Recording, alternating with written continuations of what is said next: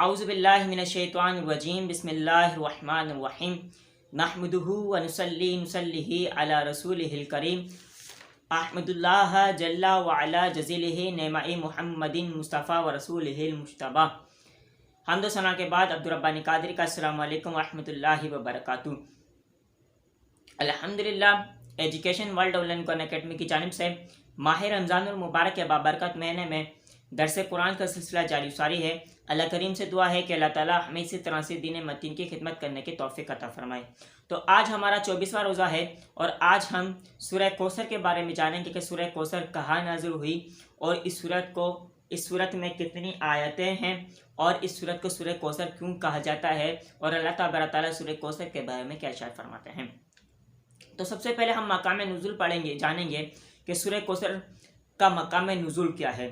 حضرت علامہ بن محمد خازان رحمۃ اللہ تعالی فرماتے ہیں کہ بعض مفسرین علیہ رحمہ کے نزدیک سورہ کوثر مکہ مکرمہ میں نازل ہوئی اور بعض مفسرین فرماتے ہیں کہ سورت مدینہ منورہ میں نازل ہوئی اور اس سورت میں 1 رکوع اور 3 آیتیں ہیں۔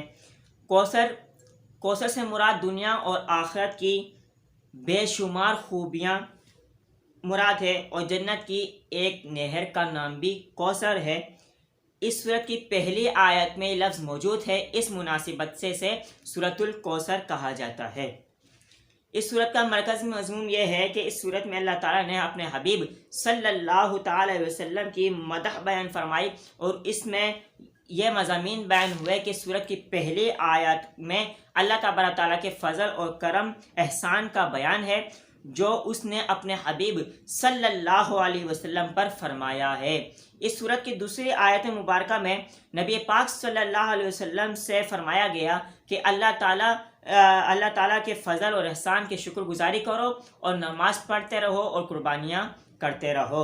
اس سورت کی یعنی سورہ کوثر کی تیسری آیت مبارکہ میں اللہ تعالیٰ نے ارشاد فرمایا کہ جو اللہ تعالیٰ کے حبیب صلی اللہ علیہ وسلم کا دشمن ہے وہی ہر خیر سے محروم ہے۔ تو دوستو اس صورت مبارکہ میں سورہ کوثر کے اندر اللہ تبارک تعالیٰ نے 4 چیزیں بیان فرمائی۔ نمبر 1، اس صورت میں لفظ کوثر جو ہے اللہ تبارک تعالیٰ نے اپنے حبیب صلی اللہ علیہ وسلم کو فرمایا کہ ہم نے آپ کو کوثر عطا فرما دیا، یعنی کہ تمام خوبیاں بے شمار نعمتیں آپ کو ہم نے اے محبوب عطا فرما دی۔ اور اس صورت میں محبوب علیہ السلام کی مدح بھی بیان فرمائی گئی ہے۔ اسی طرح سے اس کی پہلی آیت مبارکہ میں اللہ تعالیٰ نے اپنے حبیب صلی اللہ علیہ وسلم پر جو ہے فضل اور احسان بھی فرمایا گیا ہے۔ اور اسی طرح سے اللہ تبارک تعالیٰ نے دوسری آیت مبارکہ میں اپنے حبیب صلی اللہ علیہ وسلم کو فرمایا کہ آپ فضل اور احسان سے میری شکر گزاری کرتے رہو اور نماز پڑھتے رہو اور قربانیاں کرتے رہو۔ اسی طرح سے تیسری آیت مبارکہ میں اللہ تعالیٰ نے مین چیز بیان فرمائی کہ جو میرے محبوب صلی اللہ علیہ وسلم کا دشمن ہے وہ ہر خیر سے محروم ہے۔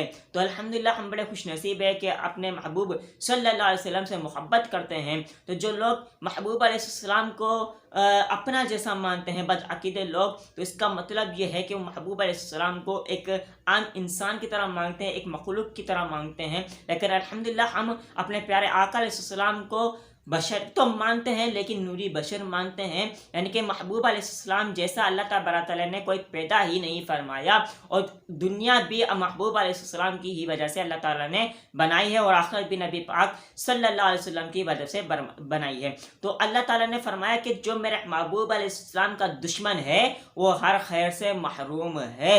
تو ان لوگوں کو اس بات پر، اس آیت مبارکہ پر غور کرنا چاہیے کہ وہ نبی پاک صلی اللہ علیہ وسلم کے دشمن کیوں ہے اور رب اس کے بارے میں کیا ارشاد فرماتے ہیں۔ تو اللہ تعالیٰ سے دعا ہے کہ اللہ تعالیٰ انہیں ہدایت عطا فرمائے اور ہمیں قرآن کی صحیح سمجھ عطا فرمائے۔ اللہ تعالیٰ سے دعا ہے کہ اللہ تعالیٰ ہمیں قرآن پر ٹھیک طرح سے سمجھنے توفیق عطا فرمائے اور ہمیں عمل کرنے کے توفیق عطا فرمائے۔ آمین وآخر دعوانا ان الحمدللہ رب العالمین۔